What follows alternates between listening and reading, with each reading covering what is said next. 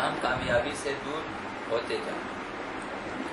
بہرحال اسلام نے ہمیں دوستی کے سلسلے میں دوست کے انتخاب کے بارے میں کافی احتیاط برتنے کی تاکید کی ہے کہ ہر کسی کو اپنا دوست نہ بنائیں، اچھے لوگوں کو اپنا دوست بنائیں جو دیندار ہوں، با ایمان ہوں، وفادار ہوں، وعدے کے پابند ہوں، اسی طرح نصیحت کرنے والے، نصیحت سننے والے، اور پیٹھ پیچھے غیبت نہ کرنے والے، پیٹھ پیچھے برائی نہ کرنے والے، پیچھے سے خنجر نہ پھونکنے والے، ایسے لوگ اچھے لوگوں سے دوست۔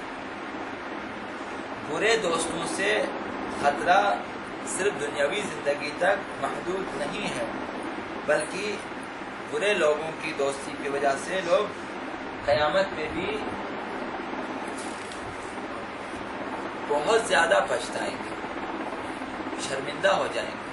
قیامت کے دن ناکامی اور عذاب الہی ان کے سامنے جب آ جائے گا تو وہ پچھتائے گا کہ ہم نے ایسا کیوں کیا۔ وہ آرزو کریں گے کاش کہ ہم دنیا میں انہیں اپنا دوست نہ بناتے، یا لیتنی لم اتخذ فلانا خلیلا، اے کاش کہ میں اسے اپنا دوست نہ بناتا، اس نے مجھے گمراہ کر دیا۔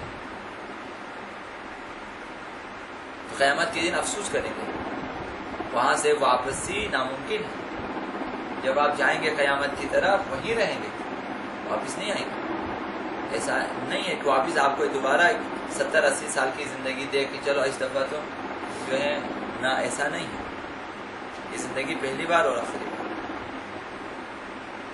وہاں پچھتانے سے بہتر ہے۔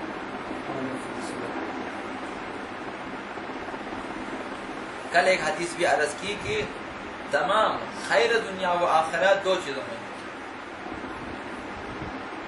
پہلی چیز یہ ہے کہ اپنے رازوں کو پوشیدہ رکھیں، دوسری چیز اچھے لوگوں کو اپنا دوست بنائیں۔ دنیا اور آخرت کی جو ہے برائی دو چیزوں میں، یہ کہ اپنے راز کو فاش کر دیں اور برے لوگوں کو اپنا دوست بنائیں، اس میں رسوائی ہے دنیا کی بھی اور آخرت کی۔